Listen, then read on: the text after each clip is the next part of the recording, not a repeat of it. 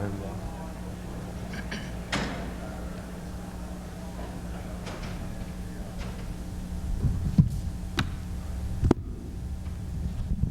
Hey everybody, my name's Keith. Probably see me around here and there.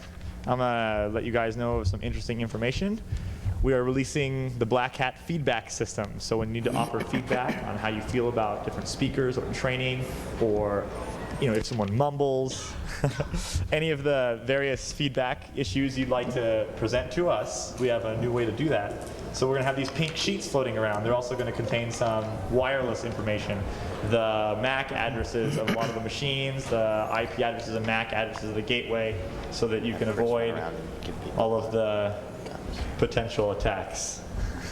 Also on this will be the SSL certificate fingerprint. So that will be something to keep in mind when you're looking at the feedback form and everything is over SSL. That way you can avoid man-in-the-middle attacks from that angle.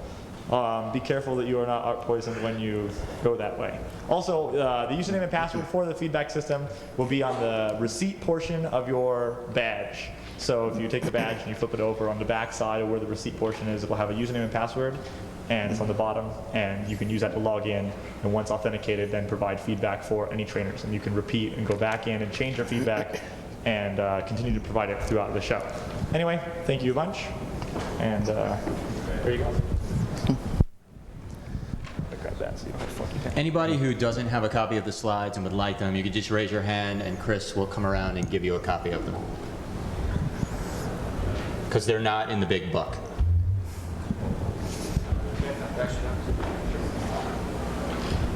Shall we? What? Okay.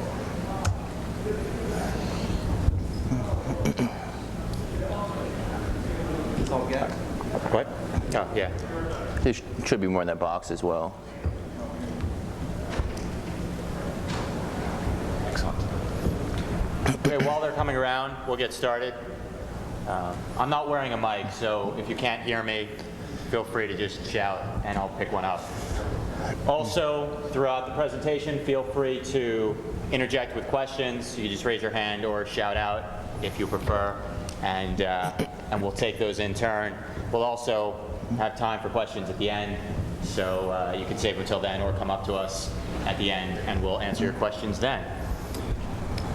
All right, to start, my name is David Goldman. This is Robert Marotta. We are both with PricewaterhouseCoopers Global Risk Management Solutions Group, specifically security and privacy, focusing on security and control around computing environments.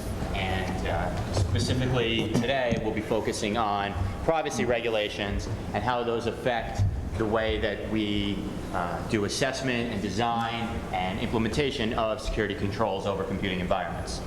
So the first part we'll talk about is why privacy matters. Why are we having this presentation?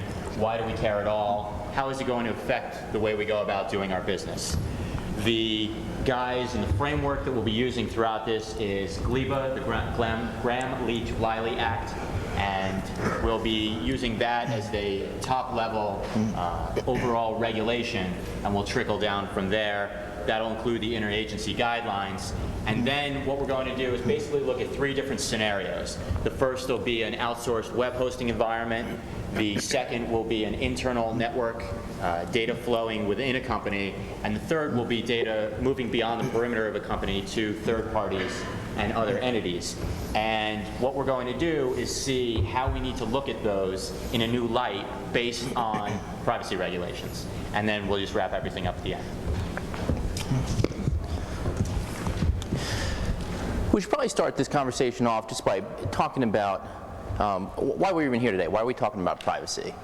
And over recent years, consumers have become more and more sensitive to giving out personal information about themselves to any kind of organization that they're looking to buy a product or a service from.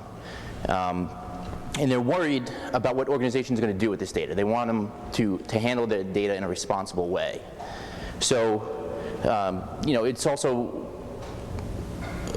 we've been, consumers get flooded every day with all kinds of direct marketing campaigns, from either snail mail You get tons of email spam. It seems like it's getting worse over the days. And phone calls. You get those solicitors at night, and people are just not guarding the information that you give them. They're sharing it and selling it, and consumers just really don't want it anymore.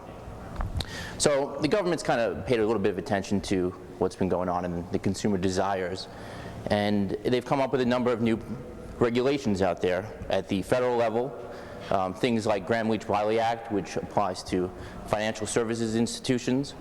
And you also have HIPAA, the Health Insurance Portability Accountability Act, which applies to companies in the healthcare industry. And then you have a number of emerging state laws that are coming out or out on the horizon. And then there's also a number of pretty important laws out in the European Union as well. So, some of the things you have to think about are like the failure to comply with these privacy regulations and why it matters. And right now, as you'll see, the privacy regulations don't really have very strong teeth right now. And we'll talk about, I'm sorry, give me one second. The monetary fines, it's kind of the worst things right now that you have to worry about. And that's probably the most tangible fine that you're going to have out there. Then you have a lot of intangibles as well, which is going to be brand recognition, losing your customer base. Right. So right now, the basic point is that these acts, as Rob said, don't have a lot of teeth. So the feds aren't going to come in and shut down your business because you didn't conform to some regulation. And as we'll see, right now the regulations, especially at the high level, are very nebulous. And then they get a little more specific as they move down the agency level to the security level. Excuse me. And then, there's a lot left open for interpretation. So right now, these kind of intangible loss of reputation, customers wanting to go elsewhere, those are the consequences. The compelling force really behind this, though, is that you can really use privacy as a driver for your business. You can say, we have enacted, this is our interpretation of privacy, we're taking these proactive steps, and this is what we've done, so use us. We're going to go into a little bit about the Gramm-Leach-Bliley Act. It was enacted in 1999 by President Bill Clinton. The act itself has 7 different titles. It's broken up into 740 different sections. And it applies to all financial services institutions that are both regulated and non-regulated. Financial services institutions, the definition for that you could find in the Bank Holding Act of 1956. What we're really concerned with out of the 7 different titles is Title V, which deals with privacy of customer information. So really what you're worried about is kind of the non-public customer information that is collected by organizations, and these regulations they lay down certain prescriptions for protecting that data, regardless of the source or whether or not the actual purchase goes through. So there's a certain distinction that we'll get into later between you have to protect the data of your customers and actually of consumers, which are potential customers, and we'll go into some of those definitions a bit later on. One of the things that's also important is GLBA is a federal law, and it doesn't preempt stronger state regulations. Just real quickly, a quick overview of Title V and the privacy regulations and what it means. You have to have privacy notices out there. I'm sure about a year ago, everybody was getting all the privacy notices in their mailings. And basically what those were organizations would tell you what they do with the data they collect on you. And they tell you what type of information they're collecting. They also talk about their sharing practices.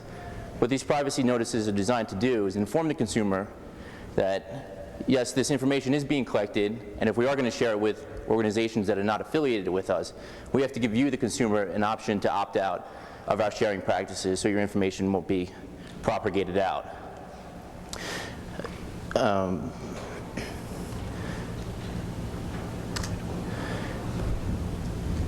Section 501B of the Gramm-Leach-Bliley Act is really the one section that has the big effect on the IT operations. And this is it in its entirety. It's not very big. It's actually pretty vague, and there's obviously a lot of room for interpretation on this.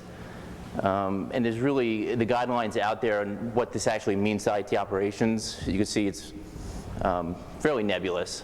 We'll kind of go through some of the best practices as we step through the presentation. But it all revolves around two basic concepts. One of them is you have to do a threat assessment. You got to figure out what the risks of this customer data that you collect are.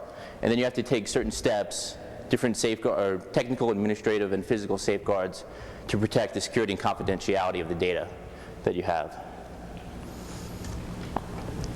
Did you? I was just going to say, so basically what the regulations do for us is kind of put a new spin on the way that we go about security. So there's nothing really earth-shattering. There's no new techniques, no new actions necessarily that, from a technical perspective we've never seen before. But what it does is it kind of focuses and adds a couple things into our practice that we need to take care of. And Rob and I will point out the way that those affect the current security assessments that we currently do.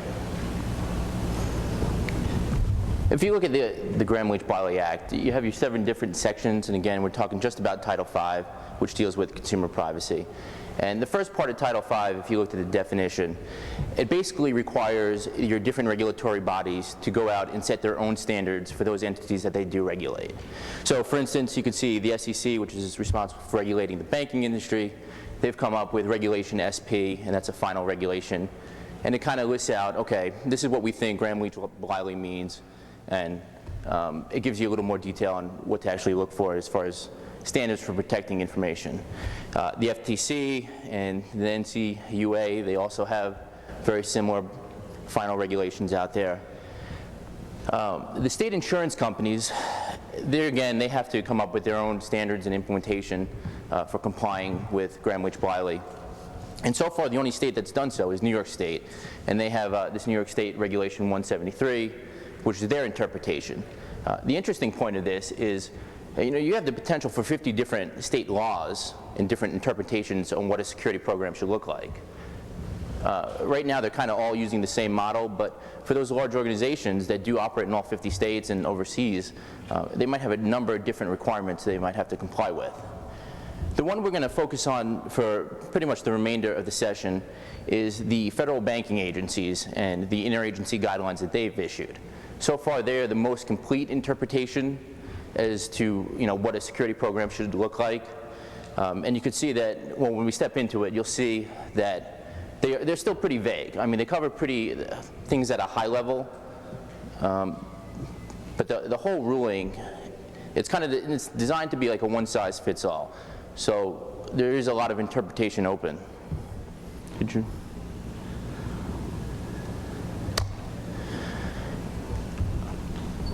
Some terms out there that we should kind of get you guys familiar with is this whole notion of non-public personal information and what it means. Some things are, kind of straightforward and things you would guess that you wouldn't be able to gain from public sources such as salary, social security number, account balances, the type of financial service products that you've bought, so on and so forth. And then you have public information which can come from a number of public sources, government records, and the like. But things that kind of fall into the gray area are phone numbers. And you can see you can't just take it for granted that a phone number is going to appear in the white pages and therefore you could share that information without offering the customer an opt-out option. The customer clearly could have an unlisted number. And if they've taken those steps to not publish their phone number, if you did share it with an affiliate, then that could potentially be a violation. You could kind of tick somebody off. So under the rulings, the various rulings, they've come up with a few different definitions as far as what would be considered public information and not public information. And they're all pretty much the same.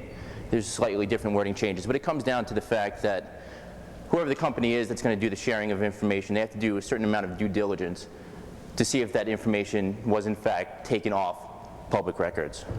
Right. So basically, what this whole thing boils down to, from the Title V 501B through the interagency guidelines that we'll get to in a moment, is this whole notion of the non-public personally identifiable information.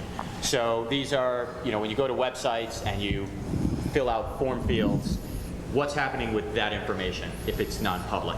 You know, if it's your address, a matter of public record, that's one thing, but maybe you're going to buy some financial instruments or apply for some kind of insurance, and you have to enter certain information.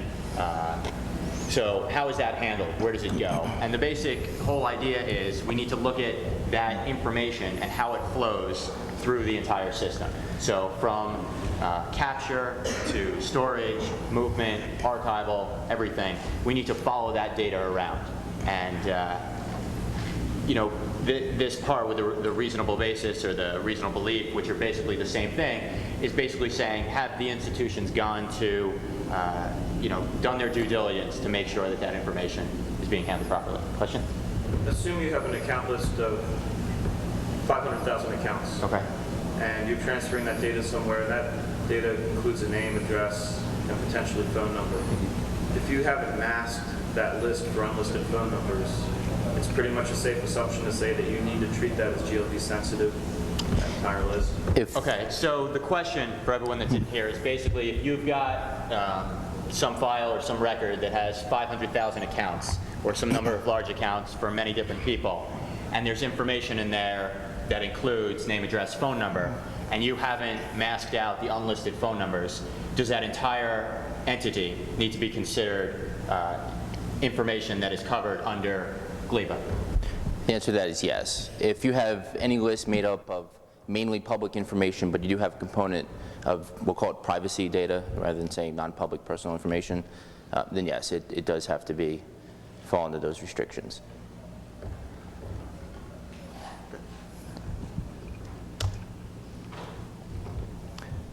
So as we talked about, Title V, the Gramm-Leach-Bliley requires these regulatory bodies to come up with their own interpretations of what a security program should look like.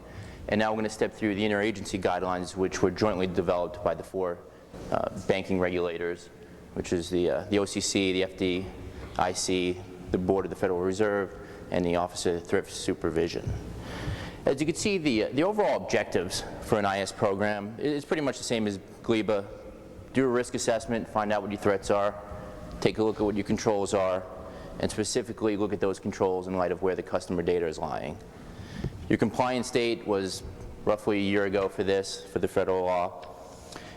And as we'll step through, you'll see that there is a part of the ruling which requires you to also have provisions within your contracts with service providers to protect any customer data leaving your perimeter and going out to them, either in electronic form or hard copy or whatever type of media it's going out.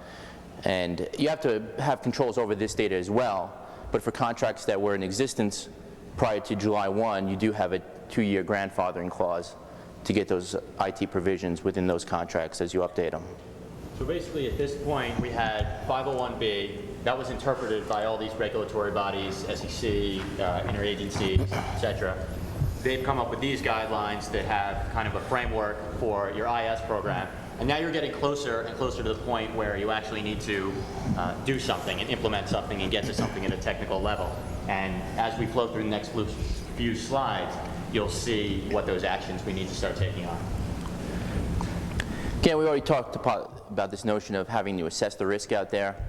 I found with a lot of the clients that we work on, most people don't really have a good threat assessment process, and it's fairly informal. And most people don't actually take it to the level where they've sat down, thought about all the different internal and external threats, and then really took a hard look at their control environment.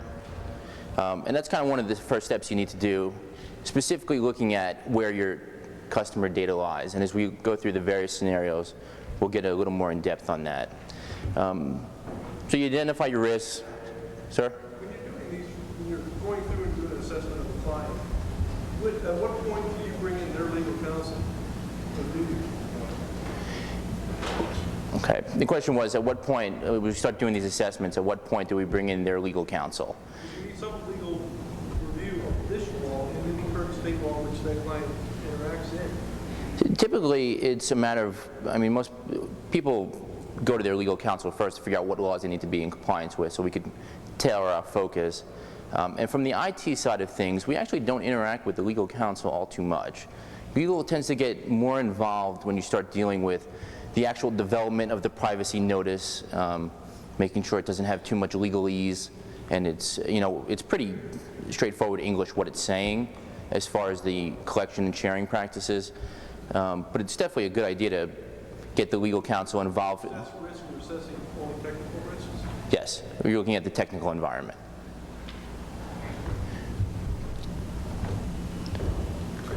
Okay. So after you kind of step through the risk assessment process, the regulations require that you have some kind of oversight of the program. And if you're a large company and you have a board of directors, they're the ones who are going to assume ultimate responsibility for the program, although they might not be involved in the day-to-day operations, but there's definitely going to need to be a reporting structure up into them so they're aware that there is a program, it's complete, and it's functioning as intended. Then it's got provisions in there for managing and control risk. So we talked a little bit about this before, designing a IS program that's appropriate for your size and scope of operations. And this is kind of the whole reason why there's not a lot of technical details in the regulations themselves, and it is kind of a one-size-fits-all. Because you can't expect, you know, a smaller company that might operate in one state with, you know, revenues and a few millions to have the same resources, manpower, and technical control environment. And risk. And risk as well as, you know, some of your Fortune 500 companies that operate in all 50 states and globally as well. So it does allow for a certain amount of judgment in there. Once you have your IS program in place, part of it is getting the word out there and having a training program. Part of the general privacy laws also stated you have to train your users on, you know, identifying customer data and their role in protecting it, and you have to conduct IS training as well on this. Regularly testing key controls. This is, I mean, it's fairly straightforward, but what it comes down to is you can't have the people who actually implement the controls do the testing of it as well. So you can't have your Unix guys go out there and validate the security of their Unix systems, and the same thing for NT and your DBAs. They all have to be independently done. For the companies that aren't large enough to have an audit department, you know, you have to look at how things are set up, and it probably falls into some other type of compliance function, or you could use third parties to do the controls validation for you. Physical access, that's pretty straightforward. Identify where the data is sitting, make sure it's protected physically. The encryption one's actually kind of interesting. There's been a lot of debate on whether or not customer data needs to be encrypted on the corporate network itself, and also while it's in storage on the corporate network. And a lot of that, again, goes down to how you interpret the privacy laws and what you think best practices are for you. And it's kind of your business model as well. I guess we'll talk about that a little bit more in the scenarios. Question? Yes? Does that include backups? I'm not talking dedicated backups that are shared. The question was, did that include backups, not dedicated backups, but shared backups? Well, you do have to have controls in place over the data. I'm talking about encryption of that. Again, right now, that's something we're just going to have to wait to see how it evolves. Right now, people are focused more on the encryption of data as it flows out of your network. Mainly over... Changing it to a backup is pulling it out. I'm talking about like a SAM, like a storage on one of those. And encryption on that's a nightmare, technically. So is that part of the encryption standard backups? Yes or no? You would have to mitigate it by other methods if you didn't use encryption. If you're using, you're talking about to a third-party provider. Yeah. Well, one of the things we'll get into later is that you have to look at the controls in place over that third party. And there certainly are instances where it's going to be too cost prohibitive to implement this. So you definitely can mitigate that risk by looking at their control environment. And we'll talk about that a little bit more later on. But to be quite honest with you, the whole encryption notion is pretty fuzzy for the time being. And we'll talk about what the regulators are doing in a second, and maybe that will help answer things a little bit better. But if not, please ask me again and we'll address. Basically, the point is, and you know, you've already seen the actual language in some of these regulations, and there's nothing, you know, there's nothing that says you must use encryption of this strength on data of this type when it's doing this, when it's doing A, B, C, traveling here. So, as Rob said, a lot of this is nebulous right now and is left open for interpretation. And at least in the short term, while technical solutions are either impossible or so difficult, prohibitive, to the point that it no longer becomes reasonable to do that, then certainly there's not going to be regulatory retaliation for acting in that manner. Good question there first. Just not really a question, I just want to say one additional thing. Sure. But still thunder off. If it's handled by a third party, you can contractually risk transfer that. Just put in your contract saying you must protect my data when you have. Right, and the point he was making there is with contracts and legal language, you can require them to handle their data in a certain way. And yeah. I'm the third party that's not asking. I mean, it is. Make sure the contracts don't have. Right, from either perspective, right, there's definitely, and we'll get into this later, as far as service level agreements and SAS 70s and things like that, making sure that they're doing their due diligence rather than requiring a specific type of encryption.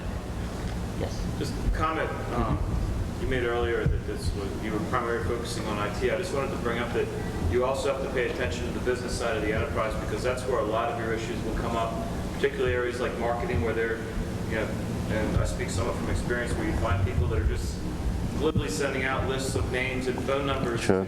If people buy a hat on your website or something, if you get large enough numbers, they ship it out via email. It never touches IT. You never know that it's happening, but it can have the same type of impact if it's ever caught in an audit.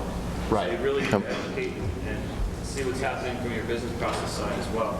That's a great point, following data through the business process. And we'll talk about later, one of the difficulties, and we'll kind of do this old model, new model thing, but one of the difficult parts of the new focus will be actually finding where your data is and everywhere that it touches. Where does it move? And the point that was just made was there could be data that comes from a website, is sent to marketing, wrapped up, sent off in an email. It never really lives on a server or a nice controlled location that IT is in charge of. And that's certainly a control that needs to be evaluated and something put in place. There was another hand. Sure. Sorry. Since the compliance date has already passed, it's been out about a year, has anybody been audited by the government and said you're not in compliance with the due diligence you put in is not enough? Okay. That's one way you start measuring what due diligence is enough due diligence. Okay. The question was, the compliance date's already passed. Have people started been audited on this and reviewed? And if so, what's been the penalty? And are they in compliance? And we're going to talk about that in a second. A few more slides up.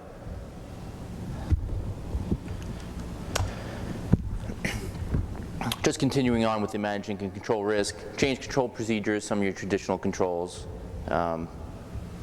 Version control, testers not, or coders not having access to production, segregation of duties. There's also a provision in there for security monitoring. It talks a lot about the need to have auditing, logging, and logging maintained on your different servers wherever there's customer data, and having a good response program in place as well if something weird's going on. Security monitoring is different than security auditing. Is there a requirement to have real-time monitoring like IDS? You don't need real-time monitoring. Well, you don't need real-time. It doesn't say anywhere you have to have an IDS in place. Security monitoring as opposed to lifecycle system of the box, up, down, CPU usage. I'm not talking about that. I'm talking security monitoring. Logging is different than monitoring. Are they two separate requirements? That's pretty much what the regulation says. Security monitoring can be looking at your log file. Right. You could consider failed logins at the application level, at the OS level, network logging. You don't need automated intrusion detection. Again, it goes to the size and scope of operation and what's appropriate, but you do need a way to. Auditing could be your way of monitoring. It could be. I mean, part of your auditing is looking for failed logins and abuse of privileges, things like that. Or you could have third-party packages on your software as well. I think the point that you're trying to make, the split is auditing, everything could just be dumped into logs somewhere, and, if something is raised, then we could go back and follow the trail. Whereas the monitoring part of it is, on some routine basis, maybe we need to look at those logs and see if there's anything going on that wasn't, maybe there wasn't catastrophic failure, but somebody's been slowly stealing information, or transactions have become corrupted. So there does need to be some type of monitoring, but as Rob said, there doesn't have to be real-time IDS, manned knock, watching everything that's going on. But in some organizations, that will be the manifestation of this regulation. Gentleman in the back. It's back to an interpretation, because it does actually state that you have to be able to detect who has been accessing personally identifiable information, and whether it's been updated, who has done it, and when they've done it. It doesn't necessarily determine auditing, it doesn't necessarily determine monitoring, because it doesn't say you have to do it. But you have to interpret what you need to do to be able to help. Okay. That was stated specifically, I believe, page 28 or something of the FICC guidelines. Okay, that's a good point. Should we? Okay. We talked about a little bit about the oversight of service providers. If you are going to outsource some of your operations and you are going to have this customer data going outside of your network, electronically, physically, you have to do due diligence over the provider before you even choose them if it's after the compliance date. And then periodically you have to do assessments of their control environment as well. And those provisions do have to be captured in your contracts. And also as a corollary to that, if they in turn outsource again, they must provide you with an assessment of that third party, or you have to go out and do it, or I guess fourth party, however you want to Right. You have to either go do it yourself or receive documentation from that third party. And it's often the case that the smaller third parties don't have the wherewithal to go out and audit the next step of the process. You do it yourself. That is correct. Absolutely, That's and that'll excellent. come up later. It's a great point. No, it's okay. It's a great point. Just wrapping things up real quickly, you do have to take a look at your IS program on a periodic basis. Your technology, your processes, your business even could change over time. You have to make sure what you have in place makes sense. And we also talked about the accountability to the board. You got to report to them at least on an annual basis. And here's some of the things you should be coming and talking to them about. Basically letting them know what the status of your IS program is. Is it working? Is it not working? Need more money, more budget, more people? And the basic point of this is, the way that you go about this is not a static, one-time implementation thing. As with everything in IT, new technologies, new systems, mergers, acquisitions, changes. So there is this annual requirement that things are looked at, and if there's any new systems with privacy data on it, that they're incorporated into this plan and handled appropriately. So there was a question before about what the regulators are doing out there. We have seen a number of reviews that have passed in the last year, specifically with the OCC. They're really going out there and they're focusing on getting people in compliance, because they know there is a lot of vagueness to the regulations, even with the guidelines that they put together. So their reviews have been focused on taking a look at the privacy statements, focusing on, are you actually doing what you say you're doing in your privacy statements, and then just doing higher level reviews of the IS program in place. For the reviews that I've seen the reports on, if you look at the actual wording of the report, the safety and soundness report, it's actually pretty harsh. And they're sending a pretty clear message that the programs are not up to snuff, or for those that aren't, and there is a bunch of improvement that needs to be made. But the overall safety and soundness rating would come out as a 2, which means you're satisfactory rather than a needs improvement. But the wording itself, it's pretty clear that there are certain things that need to get put in place, and they're going to come back and do a second review later on in the year. SEC, pretty much their reviews are going the same way. Everybody's focusing on getting people into compliance. And they're spending a lot of time looking at the notices themselves. FTC, I understand, has been looking more at what's going on over the electronic commerce environment. Oh, yeah. Okay, so basically, we've gone through GLBA, we've gone through 501B, the interagency guidelines, the IS requirements, some of the specific details that have been laid out, tasks that have to be undertaken. And that's basically the framework and the model we'll use for the next 3 little scenarios that we're going to discuss. And here is basically just a reiteration of what privacy data is. And we need to care about who can access that information. What exactly is the information? This gets back to the point that was made earlier, that we don't always necessarily know what that information is. It's, you know, Rob said, you think maybe it is a phone number, maybe it's not a phone number. There are a lot of pieces of information that it needs to be determined whether or not those fall into this. Why is that data critical? When is your regulation effective? Is it past due? You need to get things done right now. Do we have some time? Can we plan things out? And that also goes back to how you were rated this year versus you know, the actions that the regulating bodies are expecting you to take. Where is that information stored and how does it move? Those are really the two critical ones, and we'll see that through the rest of the presentation. It doesn't just, you know, live on a file server, somebody reads it, somebody else updates it, and that's the information. It's moving around, it's dynamic, it goes to a lot of places, and that's really what's going on, which leads us to this old model, new model. In the old model, we had, you know, during a risk assessment, we would say, okay, we have critical data here, payroll data. We have, you know, our secret formula, trade secret. It's stored on this computer, it's encrypted. We use regular operating system and application level access controls to say who can access that, and, you know, that's pretty much how we're looking at things. Now in the new model, we have to basically find the critical data, find the privacy data, and figure out how it flows. So where is it collected? What happens then? A connection back in, sitting on this server, somebody accesses it, now maybe it's on their workstation, maybe they're copying it to a handheld, maybe they're sending it out via email, maybe we're sending it off to any of various third parties that we'll demonstrate later. And it's really a difficult task to figure out where the data is going, and to make sure that we do our due diligence to make sure that in every step of the way there are technical controls in place, or at least some process controls that ensure that. Question?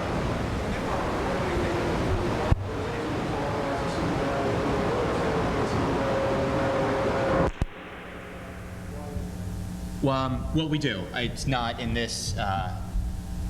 It's not in this quick sentence, but we actually do. And if you want to look ahead in the slides, we'll talk about all of those. But those levels of authorization was really still. That's kind of the same. Who can access it? Why? You know, what level of access do they have to it? So that really hasn't necessarily changed.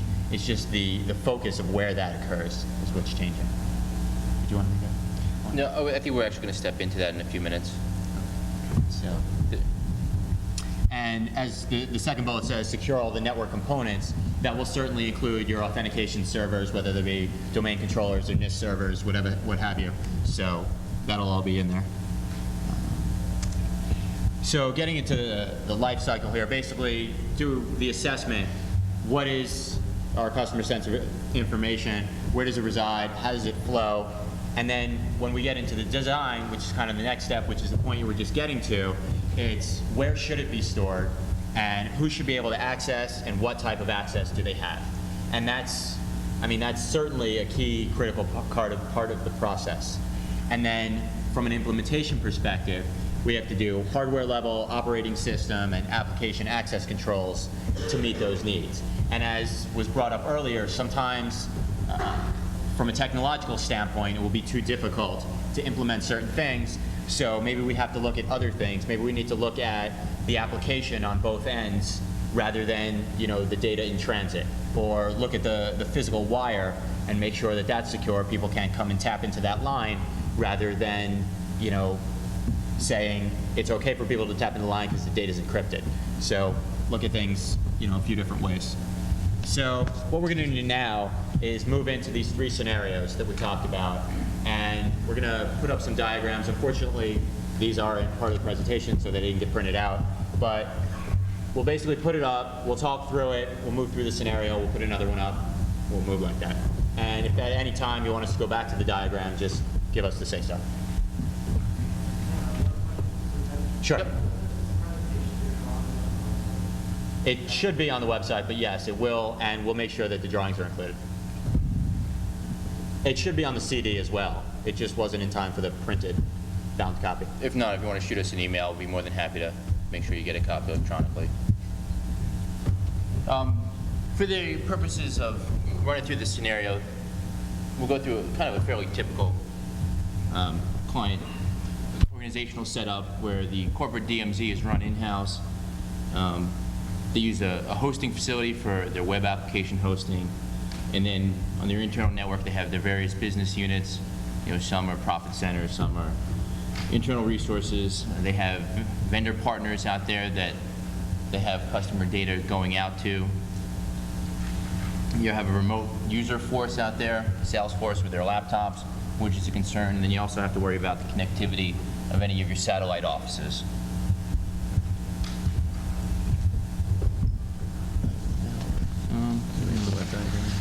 Yeah, I guess we should.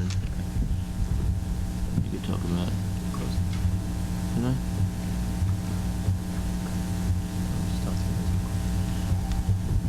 Sure.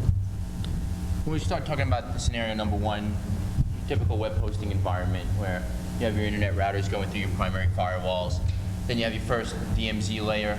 This has got your load balancers. You have a bunch of different web servers hanging off your switch. Then you go through your second set of firewalls for your application servers.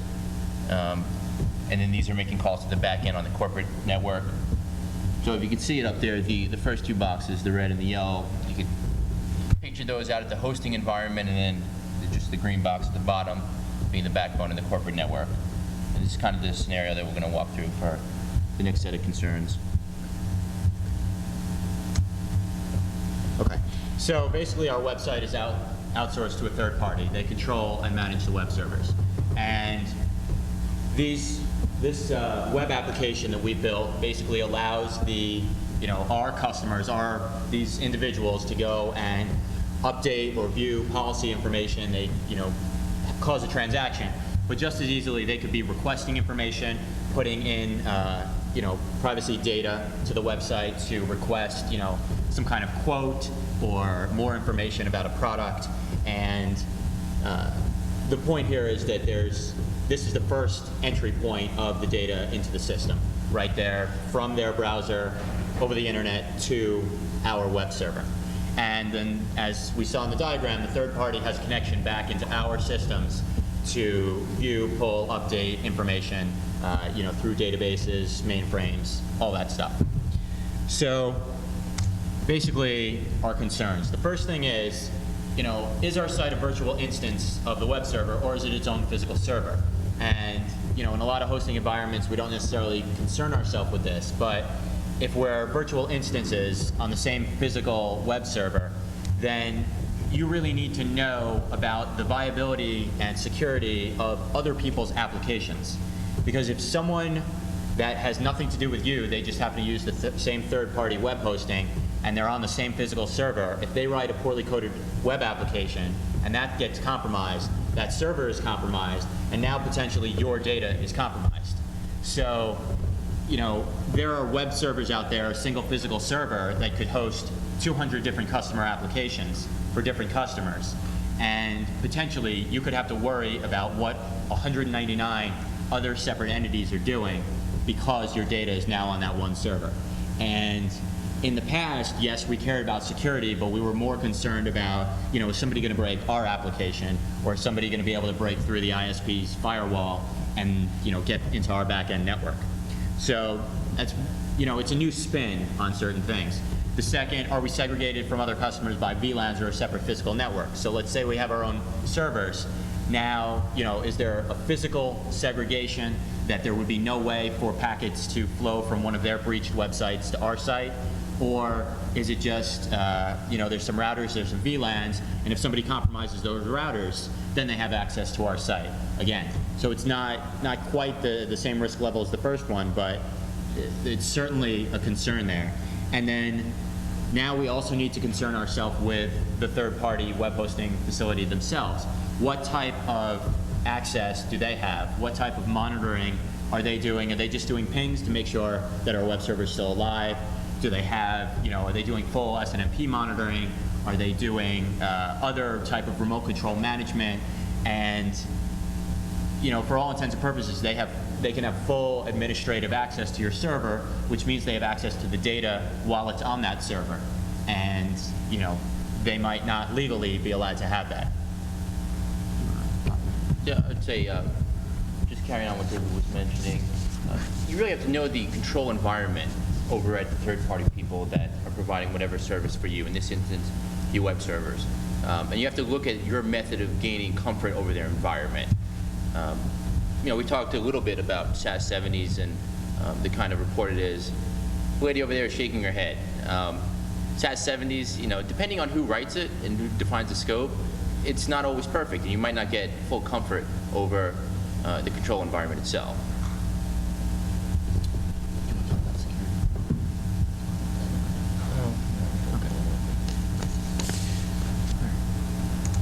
So the next part is, what are our technical security concerns? So at the very highest level, the first place that information's coming in, we have the web application layer.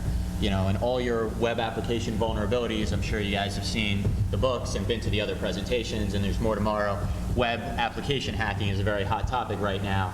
And from 2 points, one, if somebody hacks into ours, then we could be liable for what happens to any information that either they take off that server, or if they spoof our website and start, people are still putting information in, think it's going to the right place, but it's getting siphoned off somewhere else.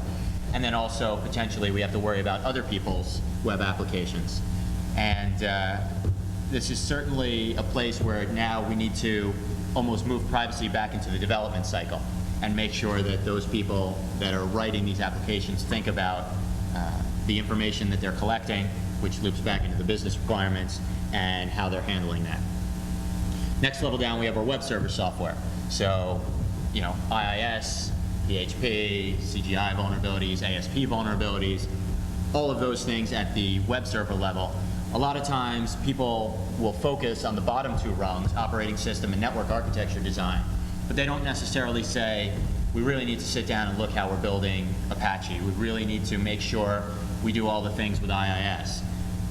One of the big problems with IIS a lot of the times was people just left all the script mappings, the default script mappings.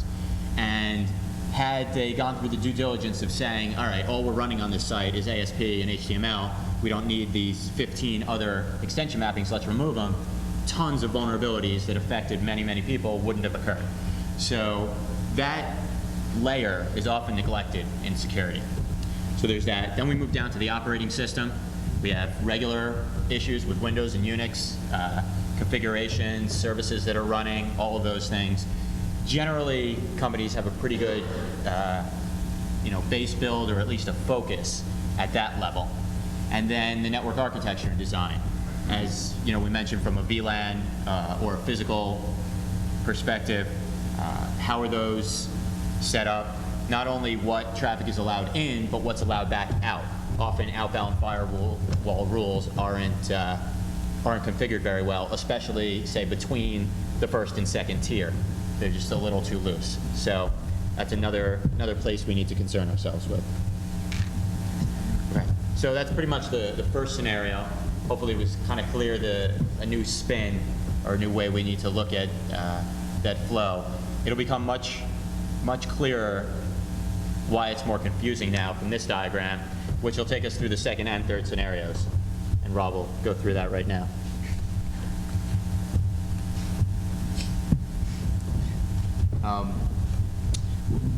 This is just kind of a small snapshot, and it's designed to depict, your data can flow out there in a whole bunch of different areas where you have to look at it, and some places where you may not have, really thought about to begin with. You typically have, let's start from the top up. Somebody in your annuity and pension processing division, if you're a life or insurance company, they're going to have a workstation with a standard build on it. They're going to have their own set of applications. Typically, they're going to log into some kind of domain. Most of the times now, you see some kind of Windows authenticating at the network level. They're probably going to have storage of data out on a file server someplace where they may or may not be the only group that has access to it. They're probably going to store stuff locally on their workstation. They're going to be printing stuff out in hard copy. You have to worry about those type of controls you have in place. A lot of people are going to put customer lists out on their Palm Pilots. And, they have customer data that's pretty mobile. And they're going to be using probably some kind of front-end processing, either a Unix machine, like we have depicted here, it could be NT, whatever your in-house application is running on. And that could be writing out to a database someplace. And here we have it listed as a side-based database. And the front-end processor is going to pump information through to a back-end mainframe that's going to do, the back office processing for it. Then you might have, your customers calling in to some kind of voice response unit where they're, either changing their account balances or shifting funds, something like that through the telephone. That could be running on a mainframe. That could be interacting with your other mainframe. And then you have to look at your storage on the mainframe itself. You could have DB2 out there. It's pretty typical. Sometimes you might just have flat files. And then this information that's being stored out there is somehow probably getting transmitted out to some kind of statement printing company. We see that's pretty typical. Most people don't print their statements in-house. They ship it off to a vendor and let them do it. That's got all data that needs to be protected, and now it's leaving your borders, and you have to worry about it. Then working on the sort of at the bottom of the diagram, it's a pretty typical scenario, again, for a broker-dealer type environment. And it's the same situation. You have a standard build, you have your data laying out on a few different places, different databases that are getting written to, your mainframes, doing your processing. And now you have to start dealing with other data leading to other types of business partners, either your clearing corporations, people who are handling the settlement process for you. And, in certain instances, any information and processing that's being updated on the mainframe is going to a master customer file someplace, which is your central repository that your sales force could be accessing, and typically they're going to be remote users dialing in to get this information when they're going through the sales process with either new clients or prospective clients. Right. So basically the point here is that data is in a lot of places at a lot of different times. And through the next couple scenarios, we'll basically show that it's not always easy to figure out where it is and what we need to focus on. Before you move on, kind of going to the middle of the slide, here's where your IT group sits. If you're a big shop, global company, you might have a set of Unix admins, NT admins, you might have database administrators, and they may or may not need access to the systems that all this customer data resides on. And there was a question before about who has access to the data. So some of it is through your business applications and your traditional roles and profiles of what your users can do and the people in the business units. Then you have to look at your IT shop as well.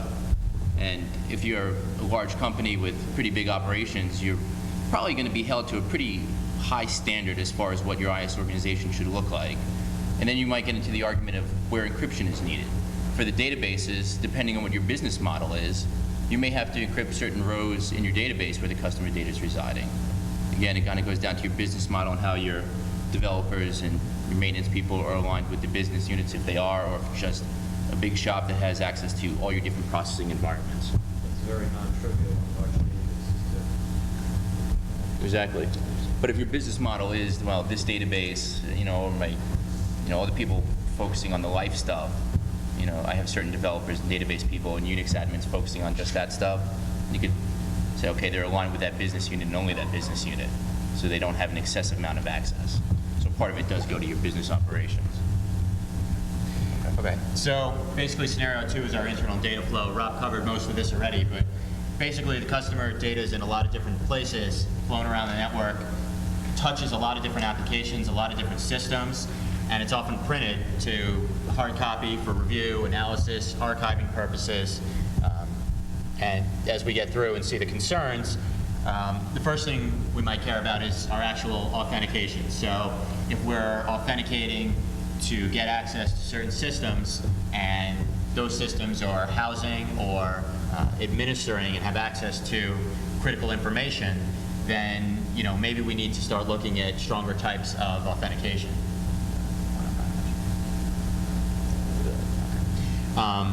So the second thing is, cross-platform. So we've got Unix servers, we've got Windows servers, we've got various other systems, and one of the things we might want to do is set up, single sign-on, so that we can track a little better who has access to all the various systems by centralizing our authentication. And the flip side of that is, excuse me, the flip side of that is if you centralize your authentication, you may be creating a single point of failure where if that becomes breached, then somebody's basically got the keys to the kingdom and they can run around and do a lot of different things. So, you know, there's the good and bad to doing everything. It's basically what's right for size and scope of your organization and what makes sense to protect the data that you're protecting. The last point here on authorization and access control is your inter-operating system communication. Maybe you've got, you know, on a Windows system, you've got a batch job that runs that kicks off a FTP session to VMS to shoot some data up there. So that data that's traveling, the login to the VMS system could be in clear text, the data traveling could be in clear text. Do we need a better solution? And the first part of that may be just to use something that uses secure credentials, then maybe creates a secure and encrypted tunnel, which gets back to a bunch of what we were talking about earlier. For internal network communication, do we need to go to that level? And maybe, maybe not. Need to determine. And then the last part of this is really the communication paths, and that's how do we really know where where the data is flowing? And this may get to the point where we really need to go to a deep technical level and really look at the network and sniff and watch packets and see what protocols are bound to ports, to look around and really say, all right, here's data. If we're just moving, you know, if we've got our servers and our clients and they're sitting on a single subnet and we're protected from other subnets with, you know, firewall rules and things, well, that makes it very easy to control who has access to that small area. But if, you know, going through that process from a mainframe to a front-end processor to a client-server app to a workstation, and that goes, you know, from New York to Chicago to San Francisco to Asia and back, and that data basically covers the globe. Some of the lines, you know, may not even be lines that you own entirely. They could be shared lines with other people, and we really need to, you know, make sure that we consider all of those communication paths that data is traveling, even internally. Once we get to external perspective, it even gets more confusing. Question in the back.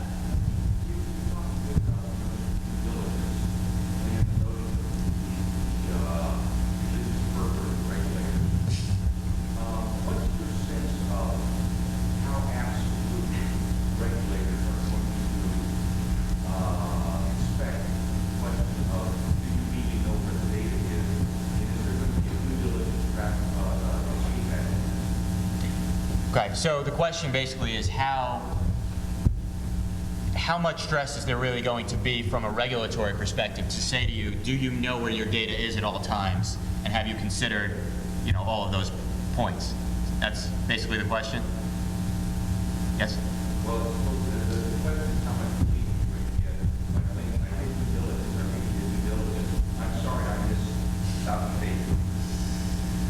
I think part of that is going to go back to the size and scope of your operations. If it's a smaller shop, smaller business, you know, single state, I think the level of detail that they're going to be held to doing is probably going to be a bit less.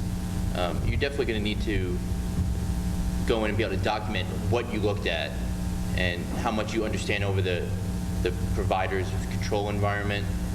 Some of the larger corporations, I think they're going to be held to a much higher standard in being able to, you know, really get a handle of what the environment that their data is sitting in looks like.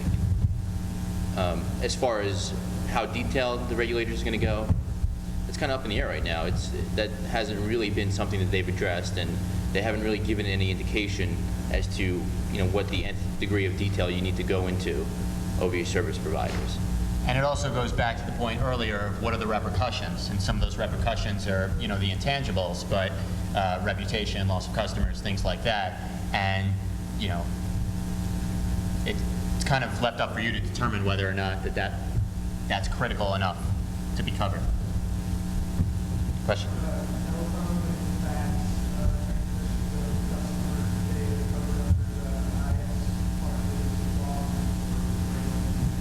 The question was, do telephone and fax communications, are they covered as well? The answer is yes, they are. Any kind of, it doesn't matter the type of media, how the data exists. It could be sitting out in hard copy, it could be electronically sent. You have to have the controls over it. If you have, when you're talking about the fax machine example, a lot of that is kind of probably rely on the security controls, or the physical security controls that you have in your environment.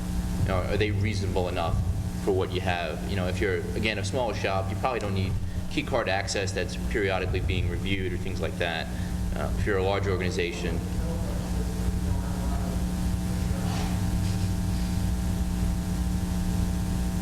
And unless you use encrypted faxes that authenticate to each other, you can't guarantee that, Joe, some intern will fax that batch of customer data to your, to the local news channel instead of to.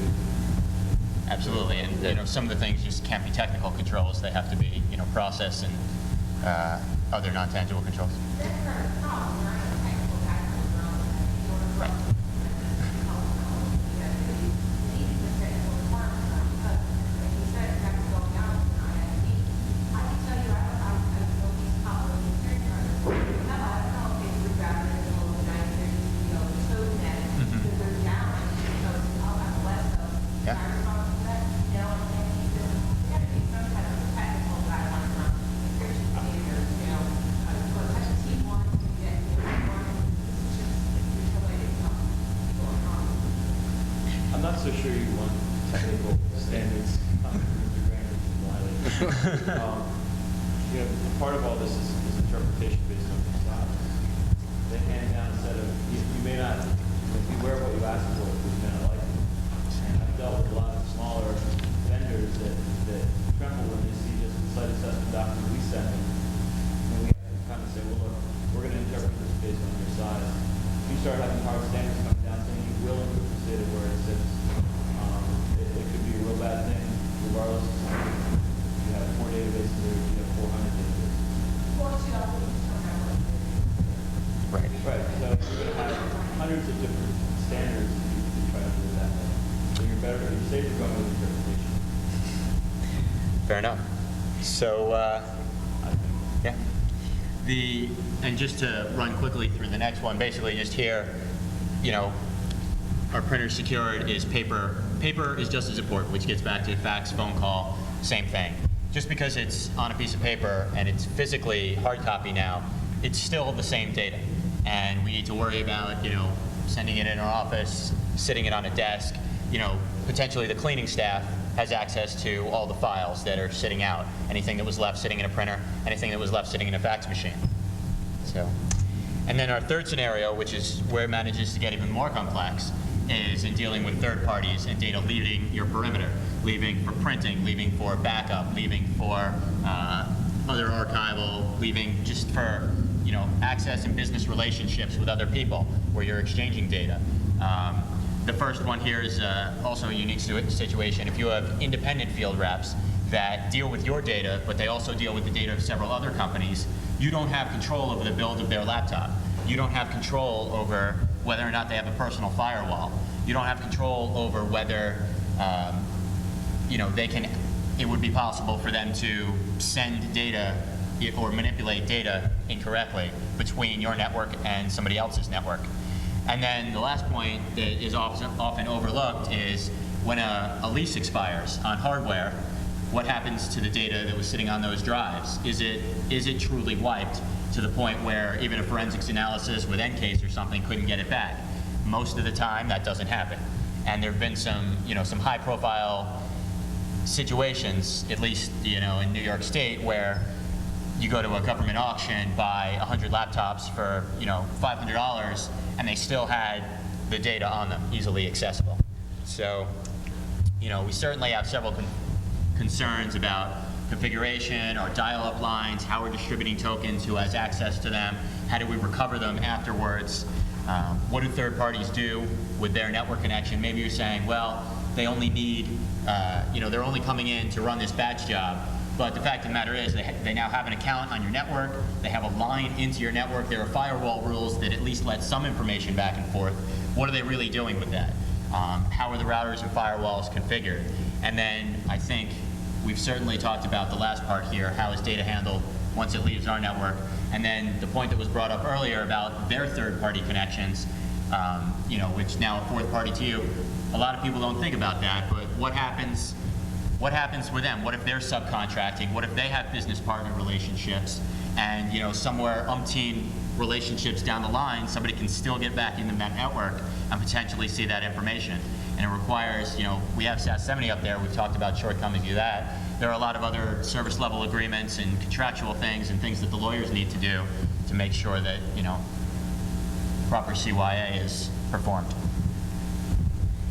And as we only have a couple of minutes left, we will leave the key points. We basically have 3 slides that follow that summarize what we've said, but to wrap it up in 30 seconds, everything right now is very vague. There are overall requirements that expect a lot of IS organizations, and there are not clear definitions on how you're supposed to go about doing them. So hopefully what we've kind of presented to you is at least a framework that leads to at least a new model that you can use to analyze data in a new way and raise some awareness about what needs to be focused on and what you need to concern yourself with, and potentially what activities need to be added to an annual audit as far as making sure new information is, this type of new information is included as part of that audit. And that's that. Thank you very much. And I do need to make one announcement. The Hacker Court will be in Palace number 3, not Palace number 1. Okay?